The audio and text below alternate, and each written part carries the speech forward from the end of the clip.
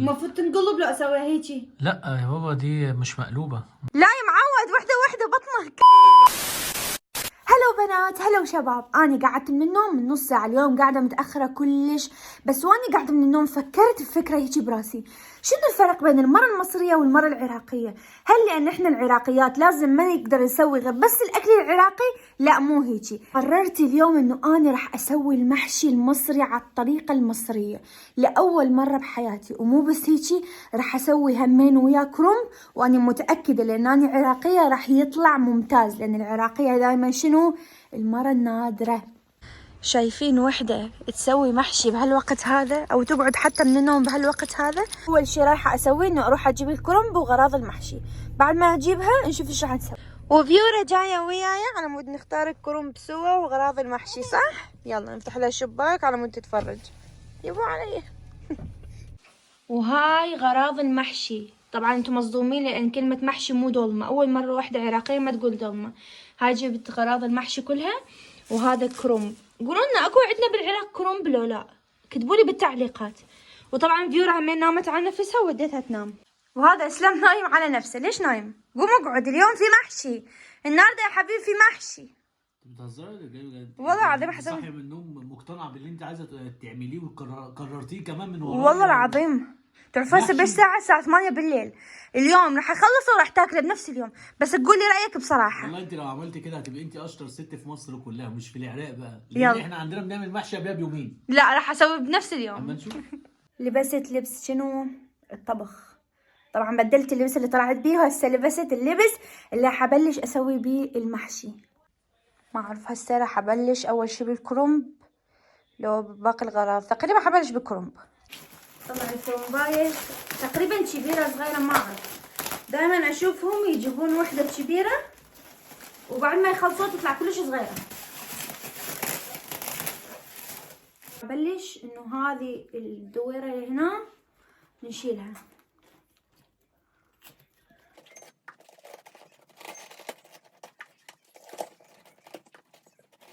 راح احط هسه خاشوقة ملح كبيرة، وهمين خاشوقة كمون كبيرة. خاشوقة يعني معلقة. احط الكرنباية على وجهها، يعني على هذا المكان هنا.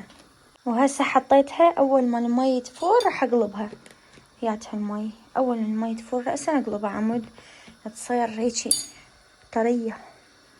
حقطعها على 3، 1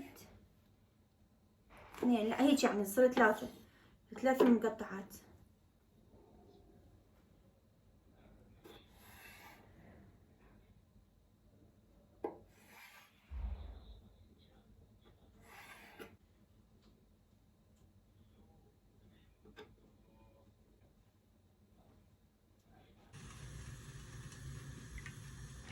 راح احط من هذا الدهن كريستال اسمها. حطيت الدهن وبعدين حطيت بصل على قد ما اقدر، حطيت 4 بصلات. وهسه راح احط 3 فصوص ثوم. وهسه راح احط خاشوقة بابريكا مو شطة ها. احط هسه خاشوقة كزبرة عليها.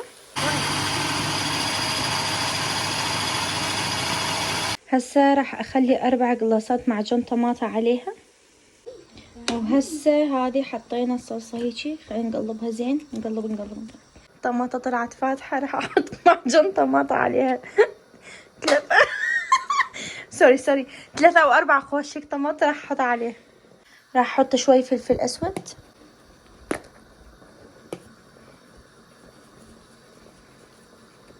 بدي اصور لكم خاشوقة شكر صغيرة، بس هي وقعت قبل لا اصور. هاي خاشوقة شكر صغيرة. راح احط خاشوقة كبيرة ملح. وهاي ست فيورا قاعدة تسوي المحشي وياي. نامت شوي وقعدت واكلت المارشميلو مالتها. وهسه اني راح احط خاشوقة كبيرة من الكمون. هاي صغيرة يعني راح احط بعد وحدة مثلها من بهارات الكمون. بعد ما الصلصة مثل ما يقولون تسبكت، يعني نصيت النار عليها والصلصة قلت. طلعت شوية على صفحة من الصلصة مال هذه. هاي مهمة كلش، يقولون انه هذه لازم نشيلها لاخر الطبخة. وهسه راح احط كيلو تمن عليه. راح احط هذه البصل بعد شوية عليها بعد ما صارت هيك. راح احط هسه البصل، وراح احط هسه رشة فلفل اسود، وشوي بعد ملح. ما حبيت ازود ملح قبل لا تخلص على مود لا يطلع الملح اوفر. هسه حطيت شوي ملح، حطيت كزبرة وشبت وبقدونس، وهسه حقلبهم وهيجي الخلطة عندنا خلصت. جبنا فيورا تقعد ويانا على مود الست هانم لا تضوج، صح فيورا؟ ها بعد الاختراع هذا. انا الفرخة واحنا الكتاكيت. مع الالعاب. هسه بنفس الجدرية اللي سويت بيها الخلطة راح اخلي عليها الكرنب، هذا الورق مال الكرنب، وفوقها راح احط طماطة. راح اقطع طماطة عليه. بعد هسه قطعت الطماطة على شكل دائر، راح احطها بهاي الجدرية. هذه جدرية الكرنب. الجدرية الثانية راح احط بيها الكوسة والباذنجان والفلفل. هاي اول ورقة كرنب. هسه راح احط عليها شوية تمن، اللي عرفت انه هي مو مثل ورق العنب تيجي لازم يمين وشمال، بالنص بس هيجي. وهسه راح الف اللفة هذه. الله علي، والله العظيم كلش سهل طلع الكرنب، كلش. صورني بسرعة بصف الكرنب هاي، صورني. الله الله. شو رايك؟ بصوا العراقيين لما بيعملوا المحشي المصري كرنب، انما ايه شبهنا، يستاهل بقي شبهنا.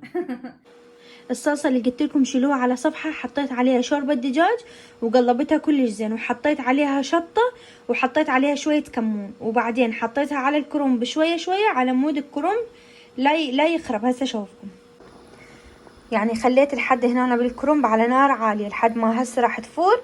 بعد ما تفور راح اشوفكم شو راح اسوي. يبوع علي باع المنظر بعد ما خلصت، عزب عيني كان استخرت قبل لا اسويها. هسه هنا الباذنجان والكوسه والفلفل، وهنا الكرنب خلص دا يصير. بالمناسبة سويت همين دجاجاية. اني طالع عيني وانت هنا كأنك عتوي قاعدة تشمشم. شنو زدت تسوي انت؟ ايه الريحة خرب الشقة. حلوة؟ ايه ده؟ لو كنا اتجوزت مصرية باكر تدري شو حسوي؟ انت مصرية ولا عراقية؟ عراقية والله. بجد؟ باكر حسوي ازاي تعملي ملوخية على طريقة الست المصرية. يلا قرب يخلص، اطلع برا. والنبي جعان برا خلصني. عايز اقول لكم ان اهم حاجة في الدنيا كلها النقنقة. النقنقة دي حاجة جميلة. اطلع برا، مليت من عندك. ايش قاعد تاكل انت؟ بنقنق. اطلع برا، اطلع برا اسلام برا. باعوا اني هسه همين حطيت عليها زبدة من فوق من المي تشربت، ونصيت النار كلش عليها. الزبدة هذا راح تعطيها طعم يجنن. وهاي كان باقي حشو حطيته بتشيز وراح اخليه بالفريز. ردت اخليه بحافظة والله، بس قلت لا بتشيز احسن حتى يصير اصغر واخليه بالفريز. ممكن اذا اليوم عجبتني الخلطة اجربها بعد مرة ثانية وهيك يصير خلطة جاهزة. الكرنب هسه خلص واني خايفة، هاي اصعب مرحلة عندي بحياتي، فنقول بسم الله. اسلام متوقع ان هي تطلع حلوة؟ مش عارف. مش عارف شنو المفروض تتوقع. مستني اشوف الجمال. المفروض تنقلب لو اسويها هيجي. لا يا بابا دي مش مقلوبة، مش ضلمة كمان. بسم الله. يا عيني يا عيني على الجمال. والله يا ريتكم معانا وشميتوا الريحة العظمة اللي مراتي عملتها. تسلم ايدك يا قلبي والله العظيم على الريحة، بس انا مش قادر. ممكن اخطف واحدة بس. اخطف واحدة، اخطف واحدة. الجمال ده. يلا تعال. بس يلا باي باي باي باي. وهذه هسه باقي المحشي. يبوع انا لو عليا عايز اقفل الفيديو والحق اكل. ابوس ايدك ميت من جوه. يلا خلاص خلصت. اظن انه انت هيجي ما عندك اي حجة. ايه ده؟ جرب يلا. الله. اخيرا دقته. حلو. ما قاعد يحكي. جرب يلا، جرب الكرنب. جرب الكرنب. انا بعمل كده. لا يا معود، وحده بطنك. مفجوع. مصرية ولا عراقية ولا ظروفك ايه بالظبط؟ عمو تعرفون بس انه اني مهتمة بيه. حبايبي لين خلص اسلام بعد ما قادر ينتظر وبعد ما قادر يتحمل، فخلص الفيديو لحد هيجي. وعمو تعرفون بس انه اني شنو؟ انت احلى حاجة في الدنيا كلها حصلت لي. سيبيني اكل بقى. عندك اي تعليق؟ يا معود عوف الاكل هسه وركز. التعليق الوحيد ان الفيديو يتقفل، ما تنسوش تعملوا بقى لايكات وكومنتات كتير لانها تستاهل فعلا، وسيبوني اكل بقى. باي.